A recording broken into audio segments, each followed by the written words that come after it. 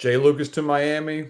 Look, it was reported by Kane's Insight on Twitter. They broke the news right before Duke played at Illinois in Madison Square Garden Saturday. Since then, we've heard that Jay Lucas is the front runner for the Miami job. It's him and Richard Pitino, but it looks like Jay Lucas is the front runner. And so I just want to go ahead and make a YouTube video talking about the Jay Lucas to Miami thing that's going to inevitably happen. It sounds like, look, Jay Lucas leaving Duke is a huge loss for Duke in this. It's a big loss. Like, yes, I'll talk about what he does on the recruiting trail for Duke in this video and what Miami can expect from Jay Lucas in the recruiting trail, but people really don't understand how good he is as a coach. They see a young guy, they see a young coach that's going to Miami to be a really good recruiter. The dude coaches his ass off. Jay Lucas is phenomenal. For example, he's Duke's defensive coordinator. For people that do not know, Duke's defense this year is 4th in the country. In comparison, Miami's is 336th. I'll be honest with you. If you're in the 300s and you're a Power 4, Power 5 team, that's beyond embarrassing. Miami is awful, awful. But Jay Lucas is going to do big things in Miami in his tenure, and he's going to flip around that defense. I can guarantee you that. But Miami's 336th. In the 3 years Jay Lucas has been at Duke, Duke's defense has been ranked 16th, 16th, and 4th. This is all Ken Palm, by the way. So top 16 defense the first 2 years, and this year they're 4th. In comparison, in 2022, the year before Jay Lucas took over, Duke was ranked 49th in the country, and 2 years prior to that, 2021, Duke was ranked 79th. So you can't say, well, Duke, they recruit all these top guys, and that's why he has a top 16, 16, and 4th defense.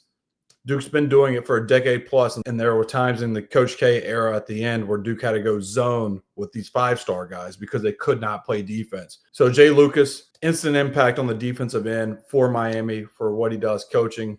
And look, we know what he does recruiting. He's been an integral part of these guys for Duke. Cooper Flagg, Con Knipple, and Colin Malawak for this Duke team currently. And then next year's class, we have the Boozer twins and Caden Cameron. And then you have Sheldon Henderson, who is another 5-star guy that Jay Lucas helped recruit. But for now, it seems like Jay Lucas will be at Duke for the rest of the season. And that's a huge win for Duke because the timing of all this is crazy. The timing of all this is something I don't know if I've ever seen in terms of a big-time assistant coach accepting a job so close to the end of the year, but it's the most important part of the season. There's a week left of the regular season, then it's conference tournament, then it's March Madness. So Duke needs their defensive coordinator to make a deep run in March. On the flip side of that, Miami athletic department probably wants their future head coach to hit the ground running with hiring a staff and getting a recruiting class, transfer portal guys. But, Jay Lucas is getting pulled one way with Duke and getting pulled the other with Miami. He's got to wear 2 hats. He's got to be the new Miami head coach while being the current Duke defensive coordinator. And he's trying to win a national championship at Duke, and it's just an interesting time frame right now for him. The longer the Duke season goes on, the longer it'll take Jay Lucas to pick a staff and hit the ground running for Miami. But look, it's at the end of the day, it'd be like mid-April, late April that he starts in Miami. It's not the end of the world for a team that is the bottom dweller of the ACC. Jay Lucas is going to handpick his staff. Who would not want to go down to Miami and coach under a hell of a recruiter who's going to get NIL money, and then hell of a coach, like I said, what he does defensively for Duke, and probably more than that. Miami will be fine. But the elephant in the room in all of this is, will Jay Lucas flip the Boozer twins? And look, there's going to be think pieces about why the Boozer twins should flip to Miami. They're from Miami. Miami was the number 1 team for them in the recruitment until like the bitter end. Then Duke came in late and swooped in.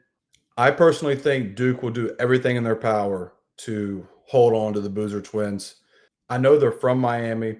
I know, like I said, Miami was the front runner in the recruitment, but Duke has something Miami does not have, and that is the platform to boost a one-and-done guy nationally that not only builds Duke basketball, the college basketball program, but builds that person's brand. Like Cooper Flagg has made even more money thanks to him playing at Duke than anywhere else in terms of advertising and endorsements. The dude's going to make a lot of money at the next level because of his personal branding that's come with him playing at Duke. Look, Cooper Flagg is going to be the AC Player of the Year, AC Defensive Player of the Year, possibly the National Player of the Year, and possibly the National Defense Player of the Year. And that's Duke's selling point to Cameron Boozer is, hey, come be a one and done here, play on the biggest stage, win the biggest national awards, go in the lottery, and then your personal brand deals, your endorsements are going to just flow in. And that's where I think Duke has the edge and holds the edge against Miami, and Miami won't be able to do that. So I don't think the Boozer twins will flip to Miami. One person I would not be shocked to see go with Jay Lucas to Miami is Sheldon Henderson. Sheldon Henderson's from Blair High School in Texas.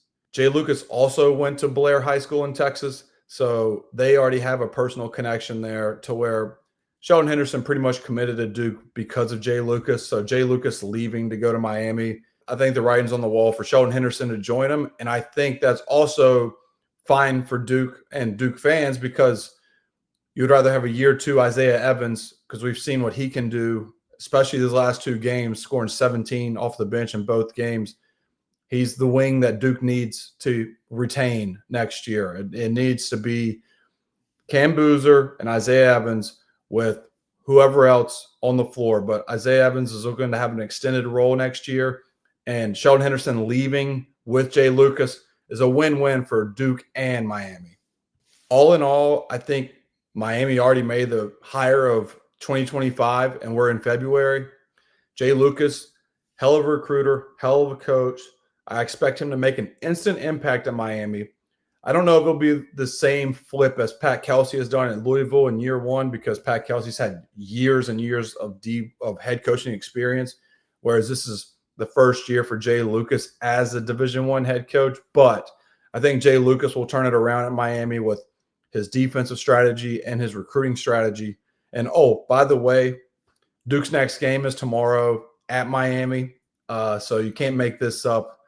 Tell you what, those handshake lines are going to be a little awkward when Jay Lucas is shaking hands of all the Miami coaching staff with those guys knowing they're probably out of the job, and the guy they're shaking hands with is the guy that's in charge. So I hope you guys enjoyed this. Jay Lucas is going to do big things in Miami, and I'll see you guys in the next video.